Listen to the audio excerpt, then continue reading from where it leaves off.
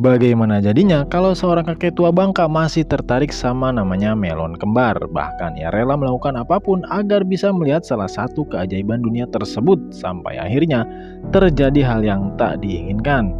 Film yang berjudul A Summer in the Last yang dirilis pada tahun 1996 yang lalu akan menceritakan kisahnya. Di awal film memperlihatkan sebuah negara bernama Tunisia. Di pinggir pantai ada seorang kakek yang bisa dibilang sepuh. Kita sebut saja Depa. Depa ini salah satu orang yang berduit, punya beberapa apartemen yang kini disewakan olehnya. Meskipun sudah kering keriput, tapi nyatanya Depa itu masih ingin merasakan yang namanya surga dunia. Sementara mereka ini adalah sekelompok pemuda yang kerjanya godain cewek-cewek saja. Intinya mereka ini adalah sampah masyarakat yang kerjanya berbuat onar saja. Dan remaja putri bertiga ini adalah Aisyah, Depi, dan Sri. 3 orang sahabat yang masih mencari jati diri mereka dan masih berwarna pink. Mereka sebentar lagi akan menginjak usia dewasa, jadi banyak hal yang ingin mereka lakukan. Salah satunya adalah bercocok tanam. Waduh, ya itu adalah hal yang wajar, tapi di negara mereka hal itu masih menjadi dilarang kalau belum menikah. Kala itu Aisyah ingin meminta izin pada ibunya mau pergi ke pantai sama Sri dan Depi. Tapi ibunya awalnya mengatakan kalau dia tuh tak boleh jalan-jalan karena Depa sebentar lagi akan datang ke rumah mereka. Ya, Depa memang bukan siapa-siapa mereka, tapi Aisyah dan keluarganya menyewa apartemennya. Tentu saja Aisyah kesal kenapa mereka harus patuh sama Depa. Karena Depa itu adalah orang yang sepuh di kampung mereka dan sekaligus pemilik apartemen tersebut. Sebenarnya Depa itu tak datang ke rumah Aisyah saja, melainkan ke setiap apartemen yang disewa.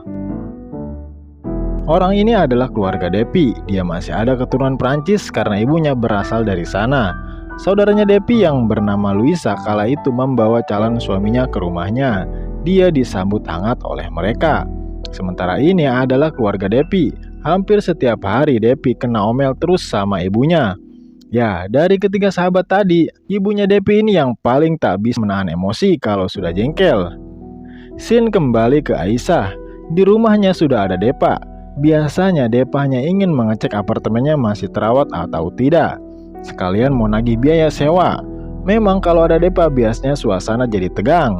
Namun tiba-tiba kala itu Depa ingin pinjam toilet di sana. Namun apa yang terjadi sungguh bikin ia jadi deg-degan. Dia melihat Aisyah lagi pakai kamar mandi dan tak sengaja melihat salah satu keindahan dunia. Ya, seketika Depa jadi melongo dan tak bisa ngomong apa-apa. Depa lalu pamit sama ibu dan ayahnya Aisyah. Tentu saja mereka terkejut. Tak biasanya dia langsung pergi. Biasanya itu Depa akan makan dulu lalu nyantai, terus baru pergi. Suatu malam Aisyah dan sahabatnya pergi ke bioskop. Pas mereka sudah selesai, di luar mereka didekati sama pemuda-pemuda yang suka bikin onar tersebut. Mereka menyanjung dan mengajak Aisyah beserta sahabatnya untuk jalan-jalan sama-sama atau nobar sama-sama di bioskop kapan waktu. Sayang Aisyah dan sahabatnya buang muka dan sok jual mahal. Hari pernikahan saudara Depi akan digelar sebentar lagi. Tradisi turun-temurun sudah mereka jalankan, jadi mereka hanya tinggal menunggu kapan acaranya dilangsungkan. Di sana lagi-lagi ada 3 orang pemuda itu datang sambil mengajak Aisyah ke acara nikahan saudaranya Depi. Dan nantinya di sana mereka ada teman buat dansa. Ya, kali ini Aisyah mengiyakan ajakan mereka. Ia berpikir mereka harus diberi kesempatan.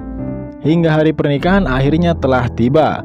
Malam itu semua bergembira terutama keluarga Depi. Depa juga ada di sana tapi pandangannya itu masih tak bisa lepas dari Aisyah.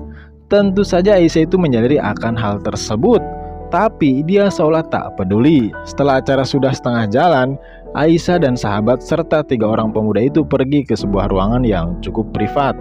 Di sana mereka berdansa sambil menyantap hidangan dan tak lupa mereka juga akan melakukan kegiatan bercocok tanam. Waduh, sayangnya aksi mereka tuh gagal karena Depa melihat apa yang mereka perbuat. Depa melaporkan kejadian itu pada orang tua mereka. Hasilnya Aisyah dan yang lain kena grebeg malam itu juga.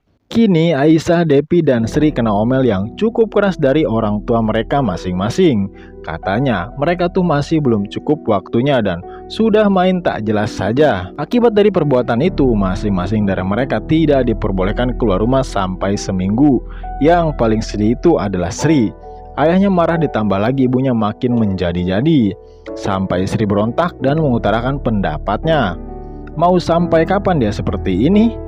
Dia bilang kalau zaman itu sudah berubah. Jadi Sri berpendapat kalau mereka juga harus mengikuti budaya asing untuk bisa maju. Sayangnya mengikuti budaya asing itu tidak sepenuhnya benar. Mungkin itu salah kaprah. Sri yang terus-terus ngomel, akhirnya ibunya jadi mulai luluh sambil berbicara di dekat anaknya. Ya, mungkin budaya asing memang lebih maju, tapi kita juga harus punya prinsip, karena prinsip itulah yang membuat kita bisa bertahan dan jadi lebih kuat. Sama halnya dengan Aisyah, ibunya tahu kalau Aisyah ini mulai dewasa, jadi dia tak banyak bicara seperti ibunya Sri. Dia ingin Aisyah mengenakan kerudung, menutupi tubuhnya dan menjaganya. Singkat cerita, Depa datang ke rumah Aisyah yang kebetulan saat itu tak ada siapa-siapa, kecuali Aisyah yang lagi bersih-bersih. Apalagi pakaian Aisyah agak sedikit terbuka. Tentu saja membuat Depa agak gimana gitu. Depa itu kesana cuman ingin mengingatkan Aisyah dan menasehatinya kalau lebih baik ia terus menggunakan kerudung akan lebih baik. Ya, sama dengan nasihat ibunya sembari memberikan nasihat, Depa melihat pemandangan Gunung Salak tipis-tipis di sana. Waduh. Ya, tahu kan gunung apa yang dimaksud? Dari situ Aisyah punya ide, dia akan memperlihatkan gunung itu secara full atau utuh kalau Depa bisa membantunya. Aisyah ingin Depa berbicara sama ayahnya supaya Aisyah diizinkan keluar rumah lagi. Intinya Aisyah ingin bebas. Ya, penawaran akhirnya diterima. Tidak pikir panjang, Depa lalu mendatangi ayahnya Aisyah sambil menjelaskan yang sudah diminta oleh Aisyah. Karena Depa ini sepuh dan salah satu orang yang disegani, akhirnya ayahnya Aisyah nurut-nurut saja. Aisyah dan sahabatnya kini kembali bersama-sama dan mereka merencanakan menemui 3 pemuda itu di sebuah lokasi. Memang tak ada kapoknya 3 wanita sejoli ini. Aisyah memang berhasil ke sana. Sementara itu, di rumah Aisyah ada Depa. Di sana rencananya dia mau minta hasilnya. Tapi sayangnya Aisyah tidak ada di sana. Dia malah menemukan sebuah map yang disinyalir lokasi keberadaan mereka. Depa lalu pergi memberitahukan ayah-ayah mereka.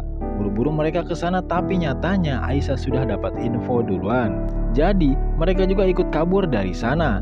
Ayahnya mereka tidak putus asa mencari anaknya. Salah satu bocil melihat Aisyah dan sahabatnya masuk ke salah satu bangunan. Dan begitu dipergoki, ternyata Aisyah, Sri, dan Depi itu sedang berdoa. Ya, trik mereka ternyata berhasil. Mereka tak jadi kena marah. Setelah itu, Aisyah pergi ke kediaman Depa. Dia tahu kalau Depa itu bakalan marah karena kemarin dia tak sempat ngasih full pemandangan.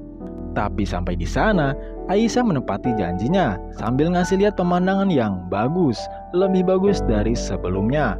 Bahkan hasilnya, Depa malah tumbang terkena serangan jantung. Mamam tak usia. Ya, setidaknya Depa sudah ngelihat salah satu keindahan di dunia sebelum ajal menjemput.